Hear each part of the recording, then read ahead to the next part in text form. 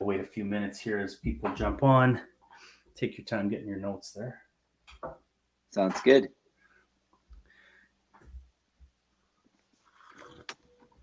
All right.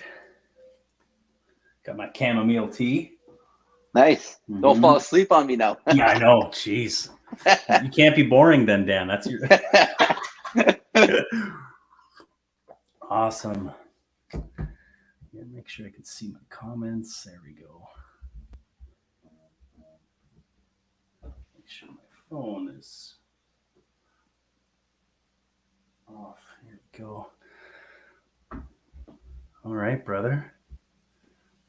Hi, Ladona. All right. Another episode, Alive with Joey. We are on episode 21. And my first ever returning guest, Dan. Oh, wow. My first ever returning guest. Yeah, dude. Really? I was cool. Yeah. And we took that little break through the summer, and yeah. You're someone I obviously, I hold in such high regard. You've done so much for me and my family, and I've learned so much from you. And I think, in our first episode, you brought so much value that I was like, well, yeah, we're going to have Dan on again. Cool. Yeah. Well, it's my pleasure and my honor to be here as a returning guest. Thank you. Yeah. So thanks for being here, man. So maybe if for those who don't know who Mr. or Dr. Dan Chenier is, if you could give a little quick bio. Oh, it's for myself. Yeah, sure. Yeah. I'm a chiropractor. I graduated from Life University in Atlanta, Georgia in the year 1999. So I've been in practice for, I guess, almost 23 years. And I have a beautiful family, a wife and 2 daughters, 12 and 14 years old. And I'm dedicated to my work, which isn't really work. I'm kind of, I think you can kind of, you can relate with that, right? It's a mission. And we were just having a quick convo before this about how my work I'm blessed that it's kind of like a laboratory. I get to be working with people directly, hands-on with people on a daily basis with hundreds of people per week. And it's kind of like a laboratory for me where I get to make these observations. And I was just kind of rummaging back through some notes of some of the observations I had made this week so that I could maybe share some of that stuff or if it comes up in this conversation. So that's me. I'm dedicated to my family and dedicated to my practice and to my practice members or patients, and to helping people transform their states. Yeah. So right away, I wanted to touch, like, how much has your mission or your path, your purpose changed from like graduating out of, being certified as a chiropractor, opening up your practice? How much has that evolved or changed in those 20 some years? That's a good question. Because since high school or even junior high, I knew I wanted to be a chiropractor. And so I always had, my mother has always been a health nut. So God bless her. That's really the reason myself and my 2 siblings got into chiropractic and went to chiropractic school. So we always had a vitalistic philosophy.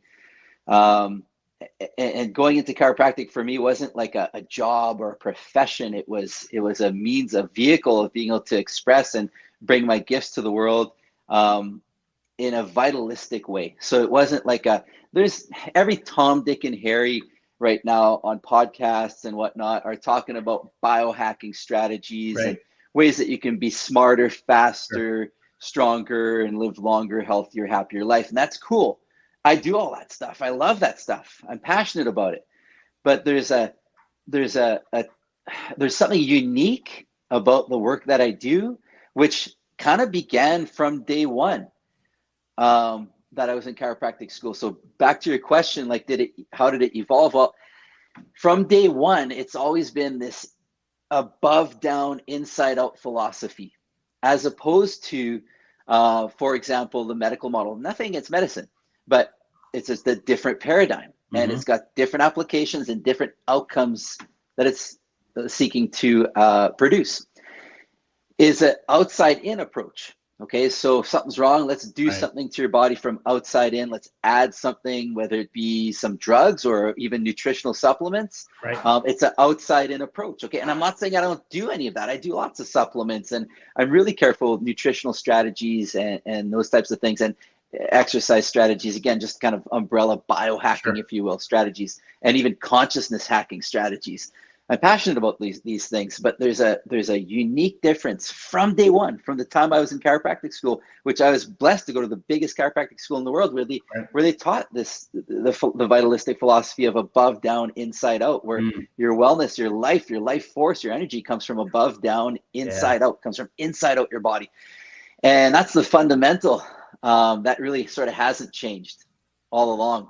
Has my technique and my approaches changed? Sure. Absolutely.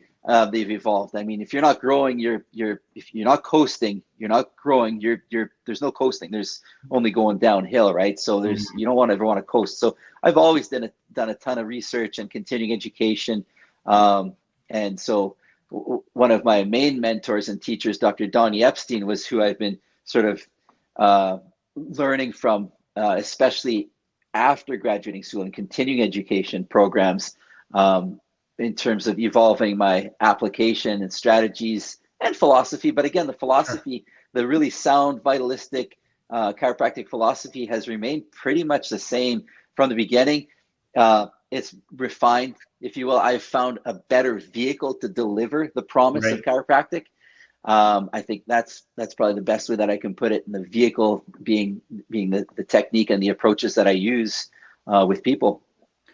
Do you see now with the work that I do and other professionals in kind of the trauma field, and I think both of us understand that the how important consciousness is Mm-hmm. to all of this work. Do Mm-hmm. you find with the shift in consciousness on the planet, do you see people getting do you see more transformation now than you did 10 years ago, or how fast people change?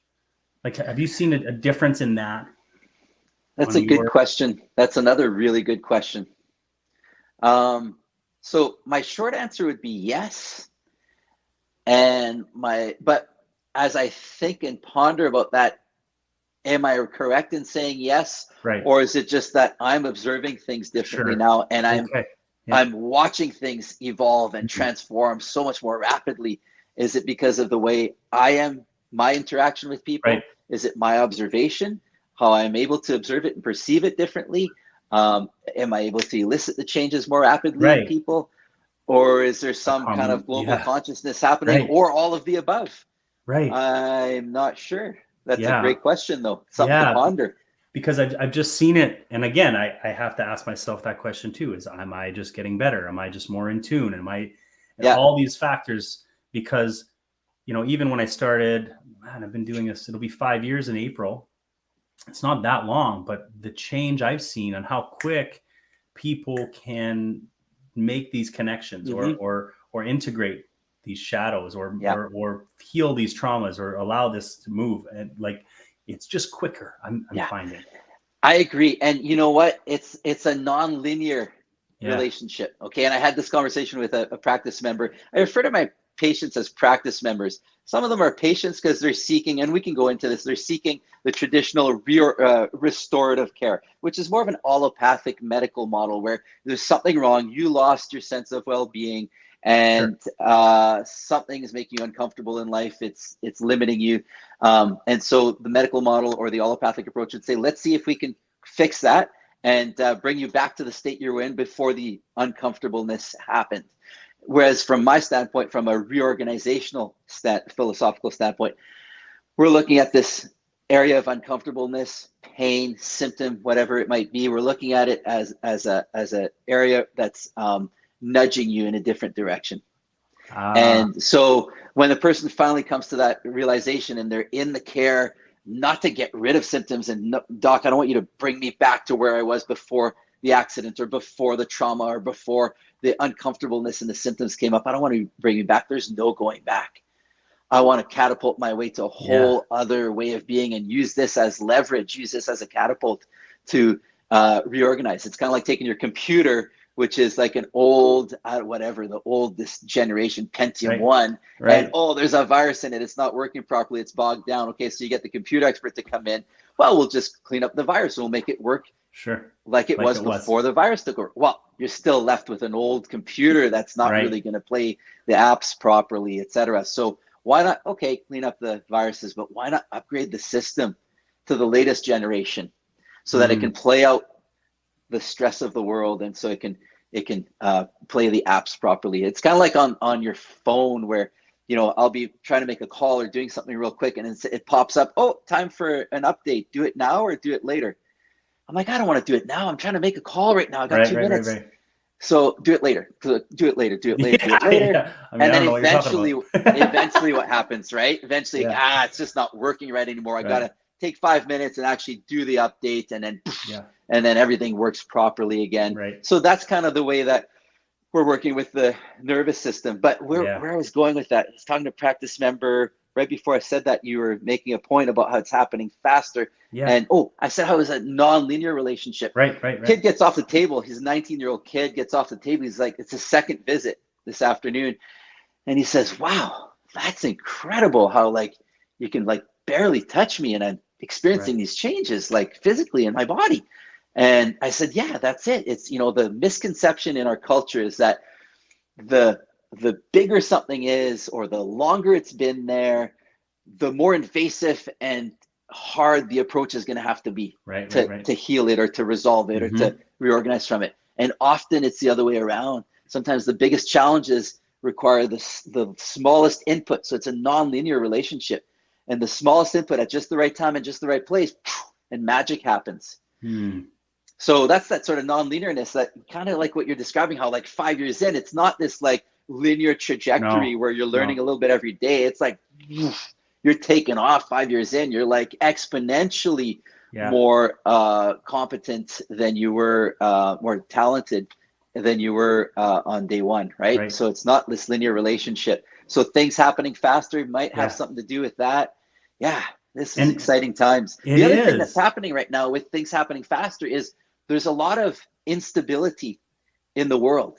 Right. And instability is necessary for change to happen, right? So if the energy is bound and it's very stable, so when solid structures are solid and concrete, there's energy that's bound in the system, and the more tightly it's bound in the system, the more solid and rigid the structure is, which is fine. We need some solidity and some rigidity. We need a structural body. It can't just be this, otherwise we'd be like just ethereal vapor, whatever, energy, right? So, but it's necessary for forces of instability to come in and disrupt the system. So you've heard lately, a couple of years ago, and the trend was, the vocabulary was disruptive technology, right?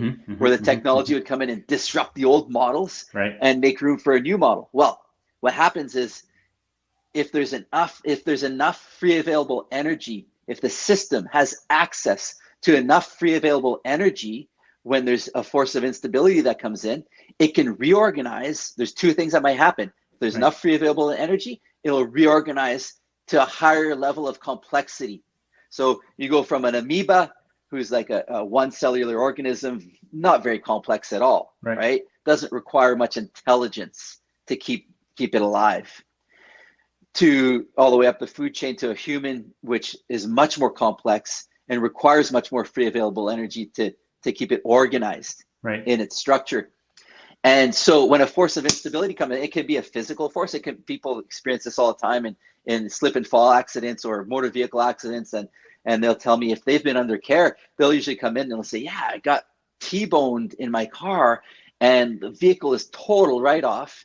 And yet I walked away from it and I thought I'd be stiff the next day. And yeah, a couple of stiff areas, but I'm feeling pretty flexible. They've been under care for a while. And so what happens is they can take that force of instability that gets physically thrust into their body, which could be damaging. And their system has enough free available energy in it that it can not only dissipate the force effectively so that it doesn't fracture or it mitigates damage. That's one level. But what if it didn't just mitigate damage? And what if it was actually used as fuel to produce progress in that person's body and life? That's a whole other paradigm. So you want to start off the podcast by talking about whole new paradigms. Like, you know, we can talk about cold exposure, heat exposure, intermittent fasting, all that stuff. But that's, you know, like I said, these are great things I do all the time. They're great. But every Tom, Dick, and Harry's talking about this. You and I, like we're talking about novel stuff. That's, you know, a little bit outside of people's paradigms. So if we can stretch the viewers paradigm a little more, this is something that's available. And so back to the question about, is things happening faster? Well, Yeah. is there instability in the planet right now? Hell yeah, right? A little bit. In all kinds of systems, right? Yeah, In yeah, economic systems, yeah. in government systems, in all kinds of things, like people rioting in streets, education, in all kinds of paradigms. You know, I mean, there's a force of instability that's happening. Things are being shaken up right now. What's going to happen is the question now. Are things going to reorganize at a more complex level? Right. If there's enough free available energy to help the systems organize at a higher level of complexity, at a better level, in other words, that's better for everyone? Or is it going to be not enough free available energy, and the 99% will then become slaves and a small minority will rule the world? I don't know. I'm not saying right or wrong or what's going to happen, but just saying, how much energy are we approaching all of these things with? And so how do we how do we contribute to more free available energy? How do we help the planet? How do we help the collective by freeing more up in our own way? Yeah. So, well, you almost did it there. You went like this, and freeing more up on our own way. You're putting your hands on your body. Already, that's part of the exercises that I teach when we work with people. We put our hands on our body, we move in certain ways, a whole system of somatic awareness that one of my teachers, Epstein, developed that I apply and use on myself and on my practice members all the time. So the work that I'm doing, the work that you're doing, I mean, the list goes on. What do we do? But ultimately, at the end of the day, what I like to ask myself is, what's the outcome that I'm looking for? And if there's polarity in me, which we chatted about polarity in the last podcast, and we can do a deeper dive there. I know you've been doing a lot of shadow work with your clients, and that's the state of polarity, where it's black, it's white. It's if it wasn't for them, we wouldn't be in this situation. They should all die. Well, that conversation is very polarized, right?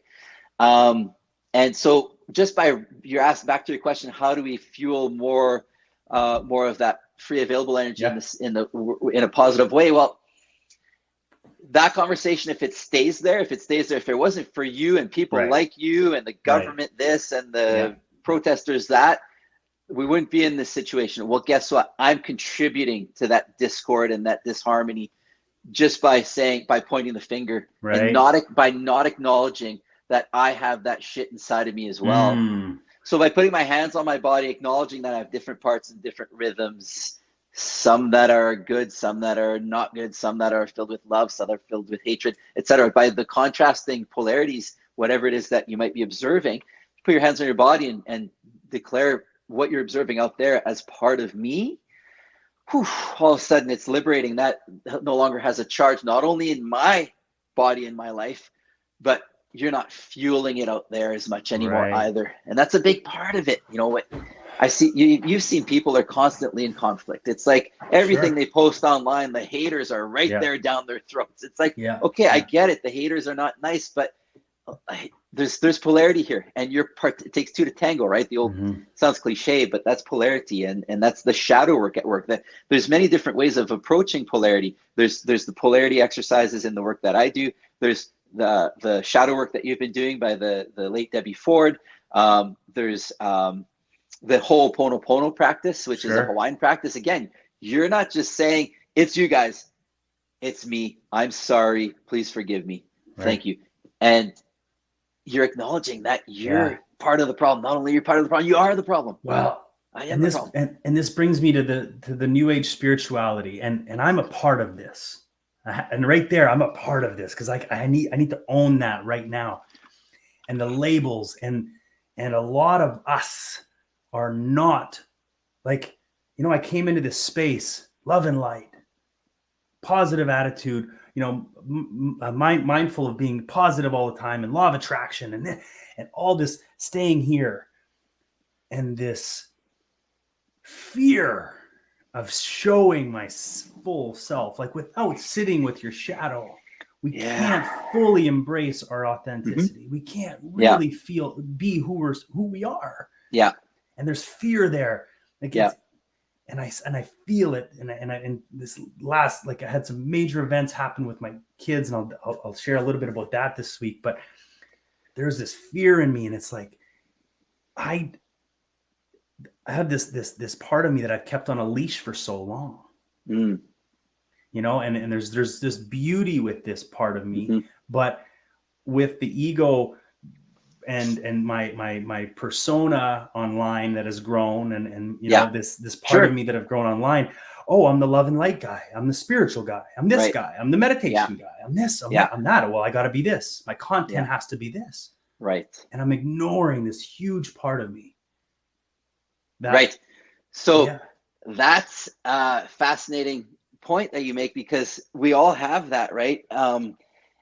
And to varying degrees. And I see it in practice all the time, or often, not all the time, but I see it often, where uh, it's easier for people to acknowledge and experience a certain range of emotions. absolutely, And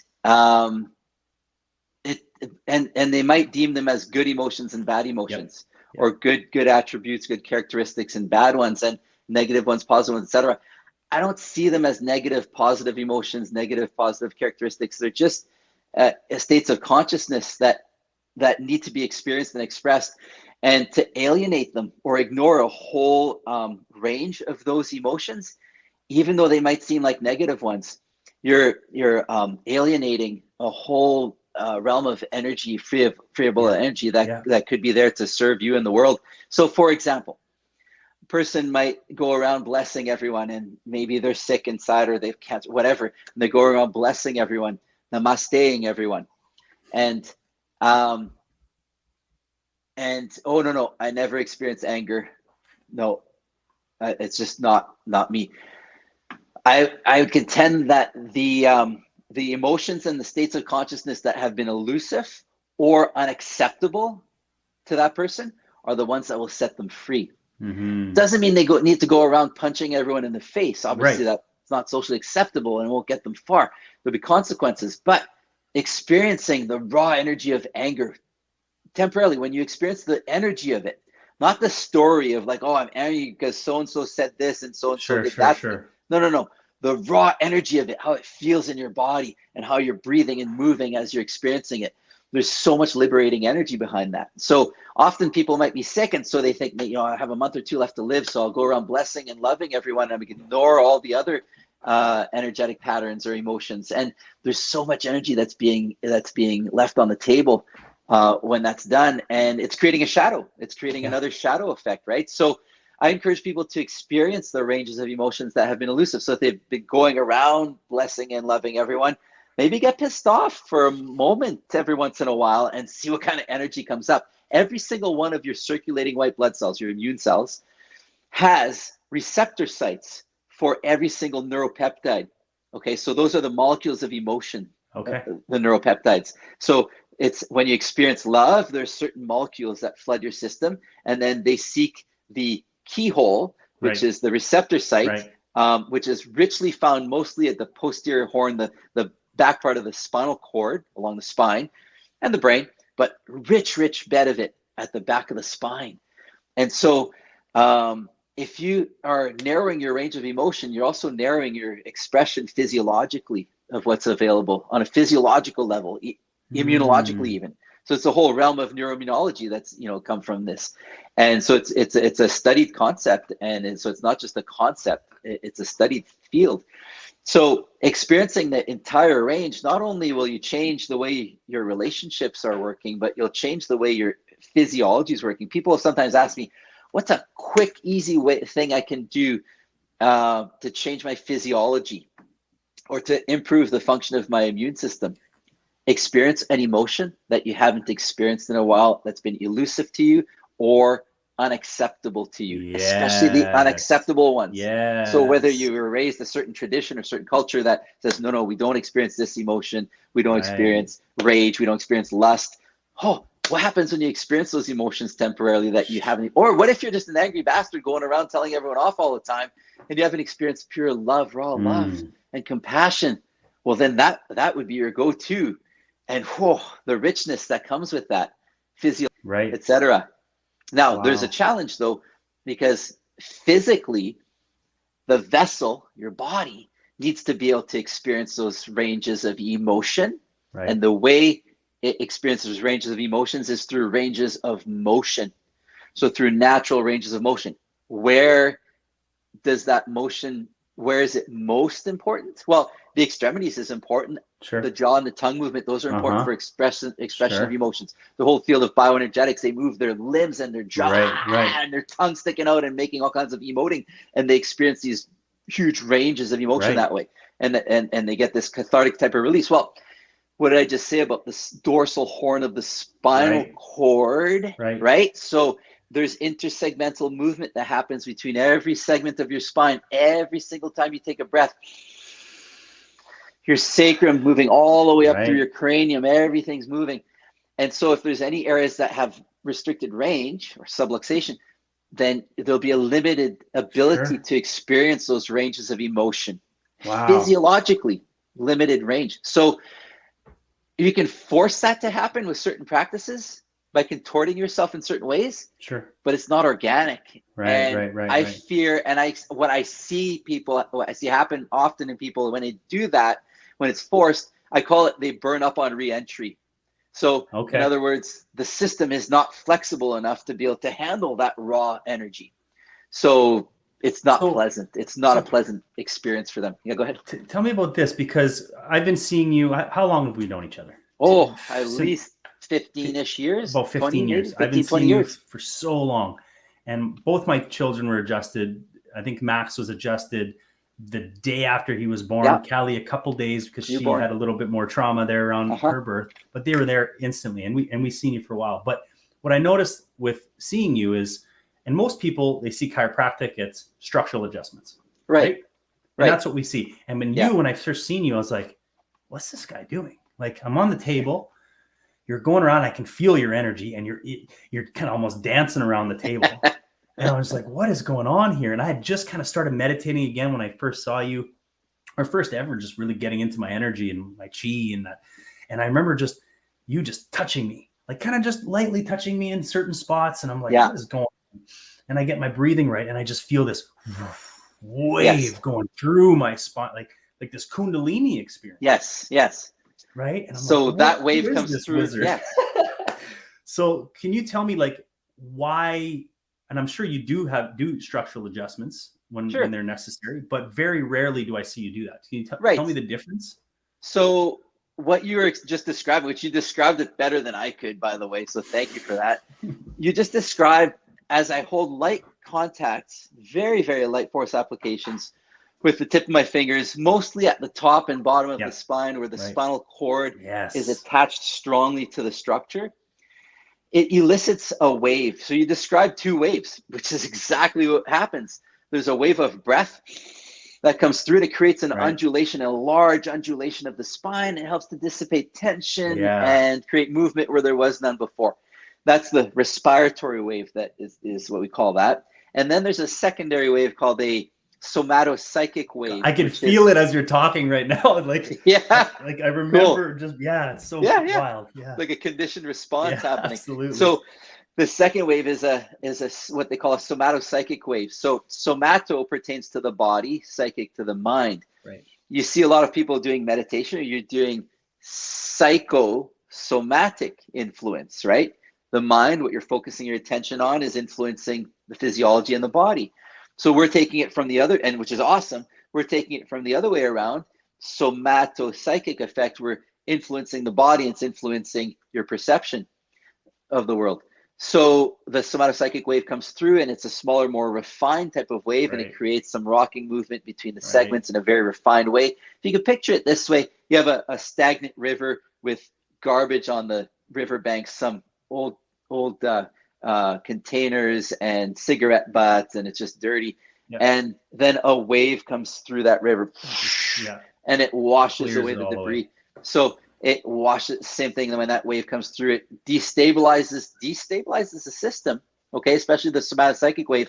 It creates instability in the system. It's feminine energy. You're telling me you've been reading some of David Data stuff, right? Yeah. It's feminine energy, the somatopsychic wave. It destabilizes the system, and allows the system to connect with more energy availability, free available energy, so it can reorganize at a higher level of complexity. And with each subsequent visit, basically we're upgrading the system. So what I did on your first visit may resemble in application what I'm doing on your 15th or 20th visit, but your body is responding in a completely different way now because the programming is there. So it's literally like we're hardwiring the system to respond a certain way and upgrading it. It's just phenomenal. I mean, these are new strategies that are emerging, what Epstein refers to as emerging strategies in the system that didn't even exist before. And now that it's happening more easily, more frequently, et cetera, in a more refined way with refined applications to the work. It's happening, and we can reach more people and have it happen more effortlessly. They're measuring it with computers now, with measuring devices that measure the electrical signal coming through. So is that what you have in your office? Sort of, yeah. I mean, we're not doing research with it. We're just using it as a tool to measure outcomes. But yeah, we look at heart rate variability. We look at surface electromyography and thermography, et cetera. But the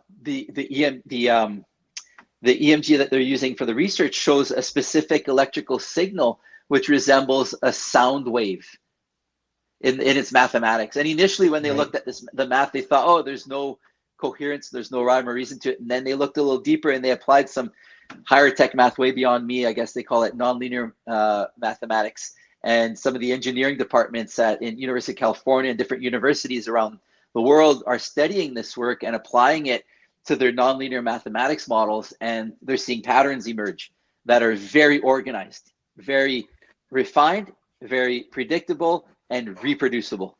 So it's pretty phenomenal. Back to the instrumentation in my office. Yeah, we do heart rate variability is a big one. And we see that change. You know, heart rate variability is getting a lot of attention these days in the world of biohacking. And yeah, you can make some changes with it temporarily, you know, through certain exercise strategies and certain meditative practices, et cetera, even essential oils may change it temporarily. However, there's areas, so it's being used even in the US military. So US military has thousands upon thousands, tens, maybe hundreds of thousands of test subjects that they test their heart rate variability, their cardiac coherence. Pre and post, you know, going to war, which is technically one of the most stressful environments on the planet. And some of the troops come back and they adapt to life again and adapt to society and continue on with life. And others come back with PTSD and they succumb to depression, chronic depression, and potentially even suicide. And it's a serious thing. I mean, we're talking, I think the last time I saw stats was like 24 suicides or attempted suicides per day in the United States alone. So it's a big deal with PTSD.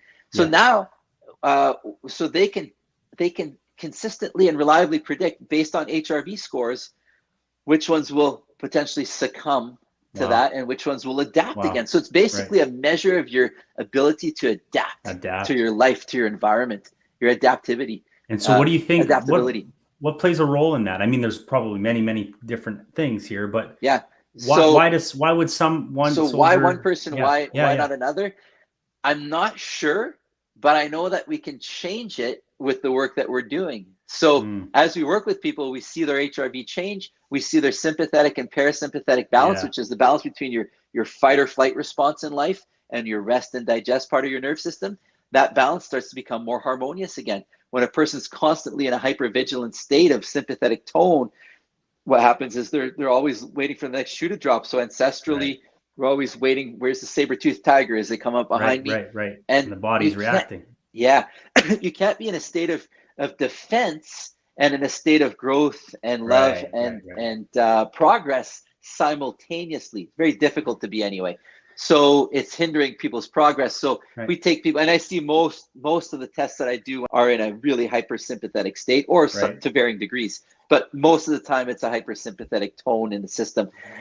You hear a lot of buzz about the vagal tone these days. Again, people are talking about it, and there's stretches and exercises you can do to help physically change that. But with the work we're doing, it's happening organically, neurologically. We're upgrading the nervous system so that there's less of that sympathetic tone. So there's three elements to that vagal thing. There's either the hypersympathetic tone, which is your fight or flight response through the sympathetic nervous system being on high alert, or there's proper engagement of what they call the ventral portion of the vagus nerve, which is where you're socially engaged and you feel safe in your environment. We can have a conversation and we can ponder complex issues. I'm not waiting for the saber-toothed tiger to bear down on me. So we're cool. We can even laugh.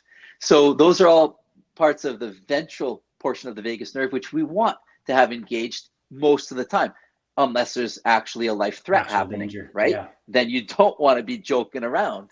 You want to be running or fighting for your life, of course. But that's a temporary state. Right. You can't have your turbo boost pedal to the metal all the time. It's a sprint. Beneficial? Yeah, it's beneficial when you're going to pass someone on the highway. You don't want to mess around in the wrong lane. You want to get in front of them and that's it.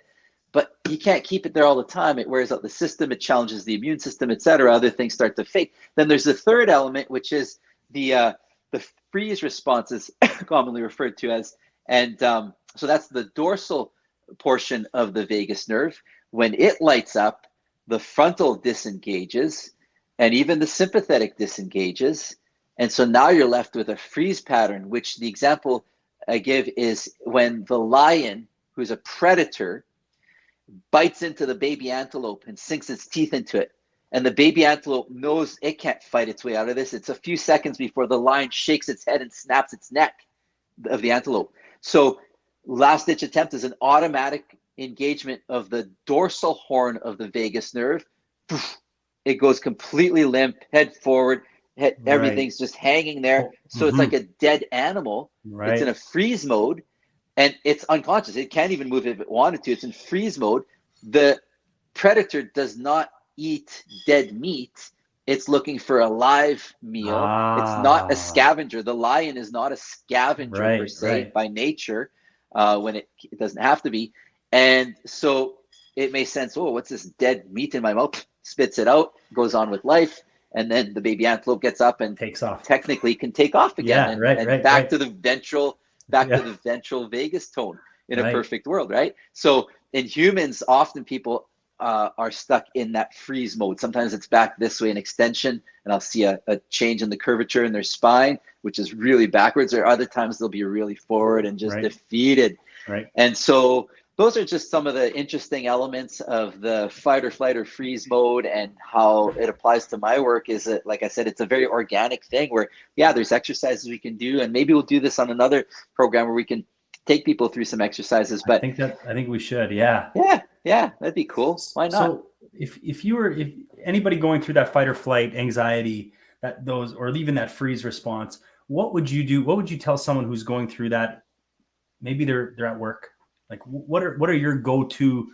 Is there breath work for you? So the applications that I would use, obviously physiologically, would help to change that. In terms of a conversational, let's say we're on the street, not in the office, where I'm not doing my traditional strategies and techniques, or just having a conversation with a friend on the phone.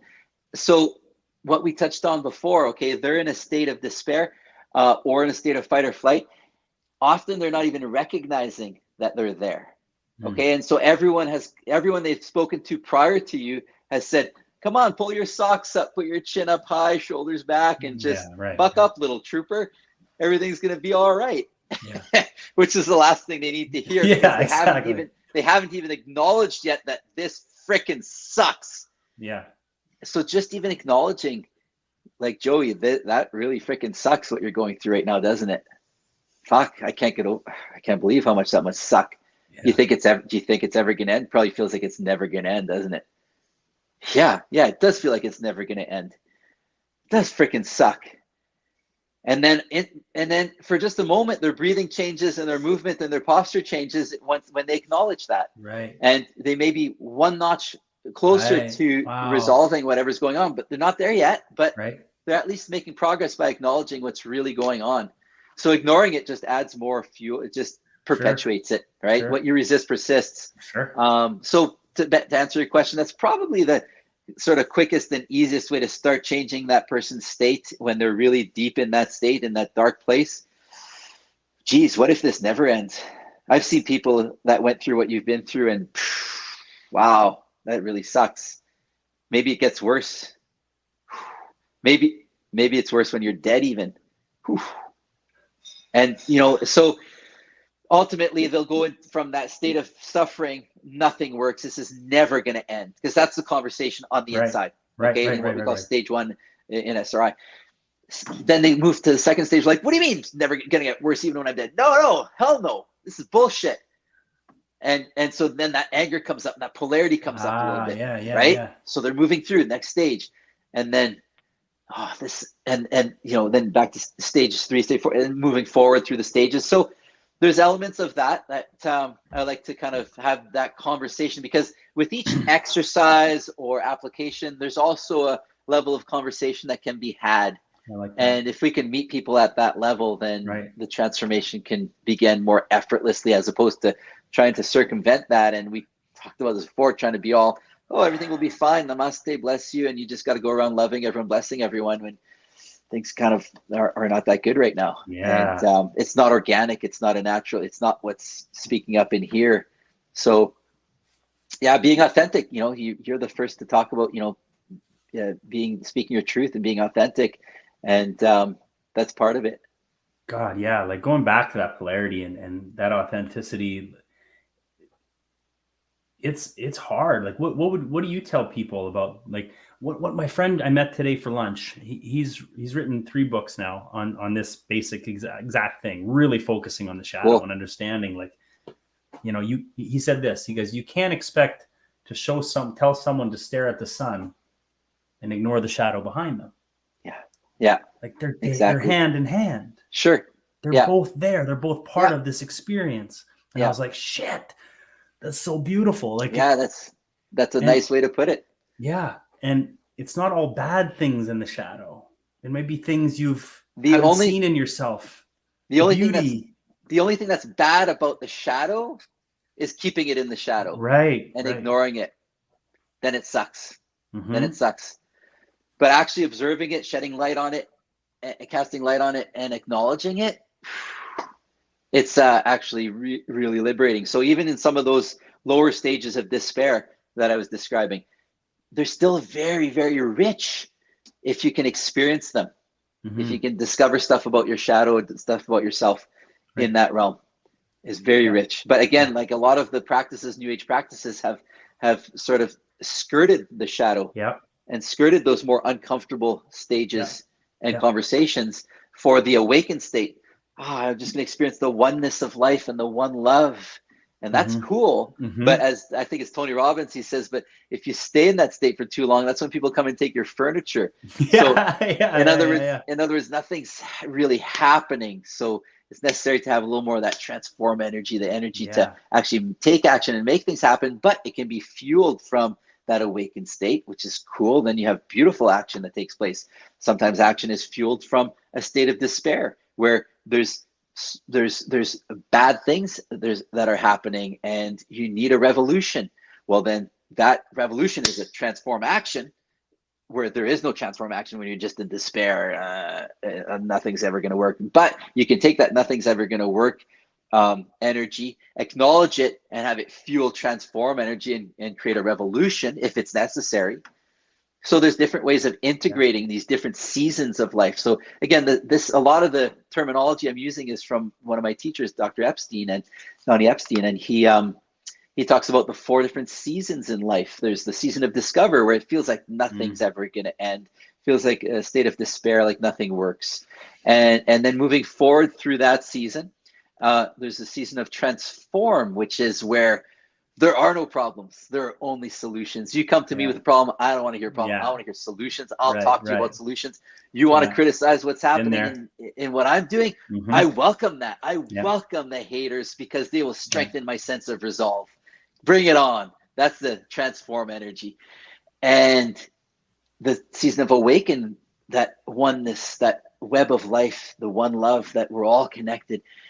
And then the 4th season is season of integration, where we're integrating the two. We're using the energy of one season to fuel another season when the season is right. And it's important not to ignore what season we're really in. And instead we can use it as fuel to fuel another season if it's necessary, and integrate, have one foot in one season, one foot in the other, and create that season of integration. So there's a lot of power in that, a lot of power in even just that conversation, just us having this conversation. It's my hope and it's my experience that just us having this conversation is going to initiate transformation in some of your viewers. Of course. Yeah. Shiv, my friend today said to me, he's like, Joey, he's like, your love and light, it's beautiful, but your darkness, you're capable of love. You're capable of deep hate, aren't you? I'm like, yeah. He's like, you're capable of hugs, but you can punch someone in the face, can't you? And he's like, you can create the most beautiful piece of art, but you can be so destructive, can't you? I'm like, yeah. And he's like, exactly. Yeah. He's like, and just acknowledging that is enough to change it.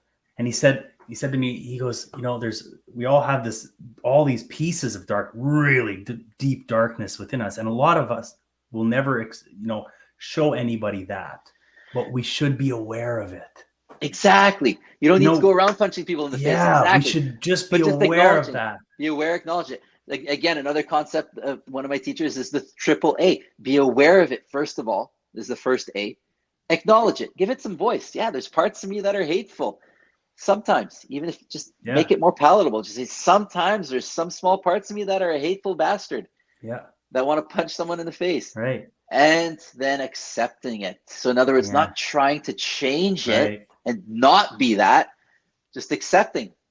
And in accepting it, it's like, it's just spontaneously different without you trying to make it different. The charge is off of it. So being aware of it, like you said, acknowledging it, giving it voice, and accepting it. Sometimes not always easy. Yeah. But it's liberating. It is. I mean, and it's still a process. It's always evolving. And like, I look at some of the shadows I've done so much integration work around, they still sneak up, but they're not as frequent. They're not as intense. They come around and like, oh, I see you. And I might give them a little bit of attention. I don't feed it anymore. And it kind of goes away.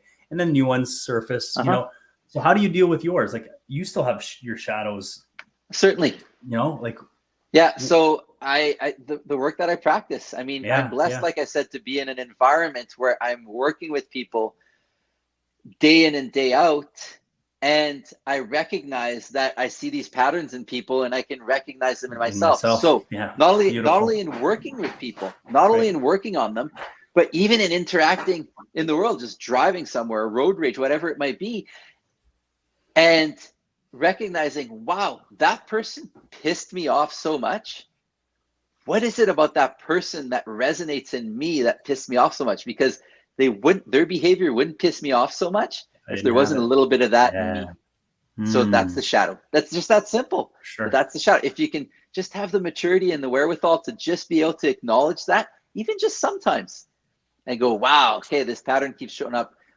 This type of behavior keeps showing up and it's really creating an emotional zing in me. If it creates an emotional zing in you, then that usually means there's a little bit of that in you. Just acknowledge it. That's all.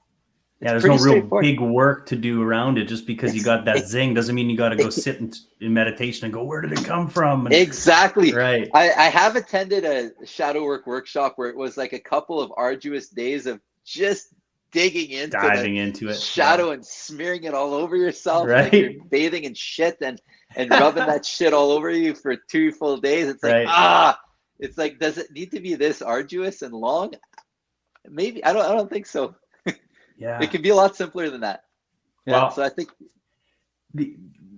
there was this moment, and I'll some of my viewers have heard the story I shared on social media on Friday or Saturday. I was really ungrounded in my head space, very much all over the map, having trouble staying in my body, really not centered. And I was like, let's get the kids outside. Let's go move the body, because that's usually number one thing, just move the body. So I got the kids out, went to the park, did some running around. And then my daughter's like, look, she loves Booster Juice. So she wants, can we go to Booster Juice? I'm like, sure, let's go to Booster Juice. Get in there. And I'm in my head. I'm barely present at all. And I'm just doing my thing. Order the 2 snack size Slurpees or smoothies. And the total comes to $11.11. So 11.11. I kind of chuckle. You know, I love the numbers. I love the synchronicities. So there, and then there's the tip. You know, was it 10%, 50%, or 20? I'm like, 20%. Well, the tip ended up being $2.22. So I laughed again. Total $13.33, and I laugh even harder. So I'm like, okay, I see you. I'm like, thank you very much for this. What a beautiful moment. And I take a picture. I have a picture of the receipt because I just thought it was so great. A minute later, my kids are walking out in front of me, out of the Booster Juice with Gin Strip Mall. Our vehicle's across the parking lot, and there's a van to our left, blocking seeing anything. And the kids are just, you know, sucking on their Slurpees or on their smoothies, and I get this chill, and I'm like, whoa! And I grabbed them by their chest and I said, wait. And this delivery driver was racing through the parking lot doing 60 kilometers an hour. No joke. I've never seen a car rip through a parking lot so quickly and missed us by maybe 3 feet at the most. And that was the moment of just complete awareness. Yeah. And it was the numbers. It's like it allowed me to be present. Yeah. Aligned to receive the message I needed to receive when I walked out with the kids. And I just hold them back, and he rips by. And that's when I chose anger. And that's when I dropped right into Papa Bear. Yeah, right? Of course. Grab their hands. I start walking towards this guy, and I stop. I'm like, no, I'm not going to go there. I wait till he gets out of the car, and I fucking lose my shit. Like, I don't even remember what I said. And he's like, sing back. And I said, look at these two. And I said, and then he just kind of like, oh, he realized he fucked up. He realized he wouldn't be able to live with himself had he injured a child or anyone. And they were done. Like, if that would have happened at that speed, I can't even imagine. And that was a moment where that rage had to come out. You know, it had to. It was there. And I wanted violence. I'm not going to lie. I was very capable of violence in that moment. Yeah. And I think it's very good. It's sometimes good to see that because you need to know that that's there when you need it. Absolutely. There's a time and place for it. And so you expressed it as it came up and you used restraint at the same time in terms of, you know, physical violence. But you expressed it. And how did it feel after? It grounded me so quickly in the importance of in just the perception of my day had changed. Like, it just brought me into the fucking now. Okay. And how important life was. And it just like, it got me right out of my head. And I just like, why am I worried about the shit I was worried about? So the near fatal crash brought you into that state. And then after you expressed that anger, then what did you experience right after that? So much gratitude. Like, just a dump of like sadness. Like I was crying in the vehicle with my kids and they're asking me like, you know,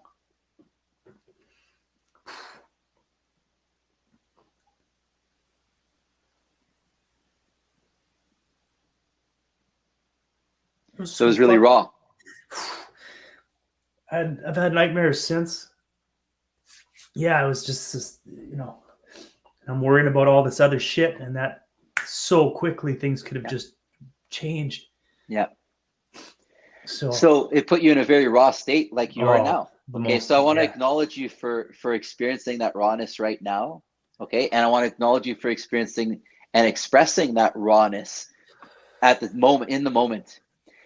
Had you stifled the anger and said, no, I'm just going to take the high road and hold the kid's hands and just ignore this person, what would have happened to the feelings of anger? You would have had to distort your body in such a tremendous way.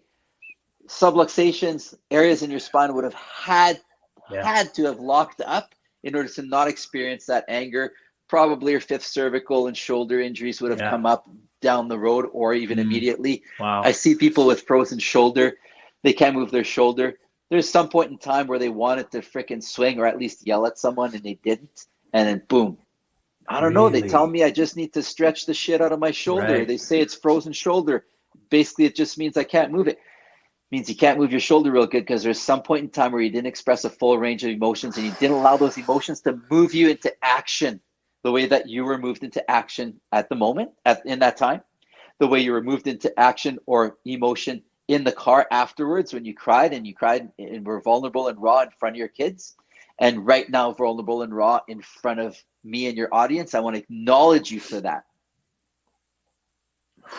Thank you, brother. Thank you. Gosh, yeah, you said it. Raw is the word. Raw is definitely the word.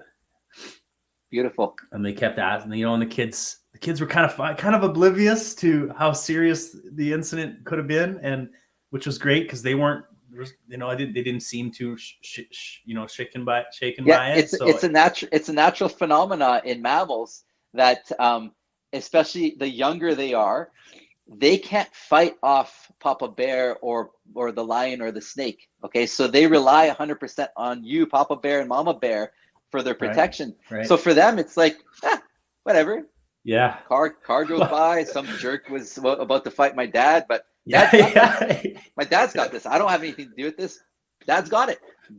Mom's got it. So much so that their stress response as babies is very different than ours as humans, because they don't get worried or stressed about the predator, okay? Or about the guy driving fast in the parking lot, or about the guy getting into a fight with dad. This is mom and dad's job. So physiologically, they're wired. It all goes back to that vagus nerve thing again. And the earlier studies done on this are showing this, how it screws up the vagal tone in their system. If there's only one thing that does that. They don't go into fight or flight, but they go into a vagal disruption when they're far enough away from mom or dad. So if you weren't holding their hand, and they're like, Dad, where did you go? Where did you go? Right. That's enough to dysregulate their vagus tone. But you're holding their hands. Doesn't matter what predator's in front of them. Daddy's got my hand. Right. Mommy's got my hand. No problem. So back to the infant thing. As infants, all that's necessary to dysregulate the newborn infant can only see round structures from about a foot away. So mom's breastfeeding. Right. Mom's gazing into the baby's eyes, and then mom looks away from the baby's eyes when the baby's gazing into her eyes. Done repeatedly enough is enough to dysregulate the vagal tone in that newborn baby. Wow. Yeah. So that's how delicate it is. Now picture taking that newborn baby, a few hours or maybe a day or two old, putting it in a completely separate room, hospital, whatever institution, or completely or a stranger's arms. That's enough to dysregulate the vagal tone as well. Yeah. Okay. Yeah. So distance from mother or father is really the only thing that stresses the newborn baby. Fascinating. Yeah. Well, yeah. And I've seen this in regression work where a client would have fallen on her face at the beach in this much water. Mom's 2 feet away, came and grabbed her right away. But at the moment, mom wasn't there. Yeah. And there was that was a huge trauma. I've seen this in a few different times where it's something happened. Mom happened to be right there. Everything was fine. But it's that moment of, where is mom? Where's dad? Yes. And then that's the first instinctual thing that they'll look at. It's fascinating. So your work is powerful when it comes to that rewiring, that kind of stuff. And same thing. That's why I work on newborns as well. Right. It's instantly just upgrading the nervous system. But if there has been any kind of separation there where the vagal tone got a little disrupted, boom, with a few contacts, the whole nervous system just downloads the new strategies. It's fascinating. Oh, we could talk for a couple more hours, I'm pretty sure. But so let's do this next time. Let's get a little game plan together. We can do some exercises, and I'd love for you to show everyone and bring that energy to this space, and where we can do more interactive work. And because I've seen you do your thing, and it's magic. You're definitely doing your life's work, or you're on you're living your purpose. So well, we've collaborated before in practice, and we'll collaborate again and bring our magic together. Yeah. Thank you, brother. Go ahead. Sorry. It's magic, but not a trick. Yeah, exactly. I love that. Well, my final 2 questions, you might remember them from last time. They've changed a little bit. I usually ask, maybe something a little more vulnerable from you, but I think today I'd like to ask if you had some words of wisdom or any type of guidance for just anybody. What could you bring to this? Just any type of advice moving forward in this day and age. Remember the outcomes that you desire. So, to elaborate, you find yourself engaging in polarity or engaging in relationships or engaging in whatever. What's the outcome you're looking for? What's the outcome I'm looking for with a response? If you respond to someone online, that's a big thing these days, right? People responding to each other online with Twitter and this and that, or whatever social media platform you're using. And there's the haters, and then there's the polarity that kicks in, and there's what's the outcome that you're looking for? So, and even with the initial post, I have a little edge on me sometimes, right? I have a little polarity on me, especially with everything that's going on. And sometimes I'll say, hey, my wife's my sounding board often, and I'll say, Kathy, this would be funny if I posted this, if I said this, right? And she's like, what's your outcome in posting that? Do you really think you're going to inspire people? You'll have 1 or 2 people laughing, and you'll have 80 people wanting to kill you. Yeah. So what's the outcome you're looking for? How can you change that, whatever it is you're gonna say, so that you're still gonna say a similar thing, but you're gonna say it in the way that those 80 people are gonna be inspired? So what's the outcome you're looking for? Are you looking to jab people and pick a fight, or are you looking to inspire and create change and transformation in the world? I love it. So remember your outcomes. Yeah, I like that a lot. And that's on that level, and even on a level where when I'm working with people, or when whoever we're talking to right now, whatever your passion is, remember your outcome. Remember the outcome that you're looking for. Don't go on autopilot when you're doing your work with people or with whatever it is you're working with. Do it with passion. Don't go on autopilot. Remember the outcome you're looking for. So it's not just a task, it's an outcome that you're trying to produce. So you can do the task, but you didn't achieve any outcomes out of it. You just went through the motions. So intention is everything, right? And intention before going into anything is Yeah. So the task is important, but as long as you're producing the outcome. Right. Beautiful. So remember your outcome. Love it. Go ahead, Thank you. Last question. What's making you feel alive right now? This is making me feel alive right now. It's so easy to get caught up on, to converse to that question. It's easy to get caught up in like the Twitter stuff and all those things, right? Where you're looking at stuff and, this is what's currently going on. And I'm not a big fan of looking at regular news media. I've lost faith in them over the last few years. And so I look at things like Twitter and other social media platforms, and I look at certain individuals, and I formulate my own idea of what's true and what's BS, and what might be true and what might be BS. So I kind of try and dance with that. And at the same time, I try not to get caught up on the pissing wars that are happening on those platforms. So stay passionate, and this type of conversation is really what lights me up right now. Being with my kids and my family lights me up. Working on my practice members lights me up. Being creative lights me up. Exercising. Life is good, Dad? Life is great. Living the dream. So I hope this inspires someone out there who's going to see this to remember that life is good. You are living the dream. And you've all got one foot in the grave. My dad died a little over a year ago, pretty quickly. He was healthy, and then died relatively rapidly. Without going into the details, it sounds cliche, but it's a sharp reminder that we're all gonna die. And so for some people that causes anxiety, but for me, that's inspiring. You all have one foot in the grave, so start living now. Thank you, brother. Thank you. Love you, brother. Thank you so much. Love you too, man. Thanks for everybody for hanging out again for another Wednesday night Alive with Joey. We'll be back again next week. Dan, hang out in the back studio for a bit. We'll chat. And will do. Yeah, thank you all for being here. Thanks for the continued support. I'm really, really just grateful that I get to share this space with, you know, amazing guests like Dan every week, and feeling the love right now. So thanks everyone. We'll see you Thank guys you. next week. Bye-bye. Thank you.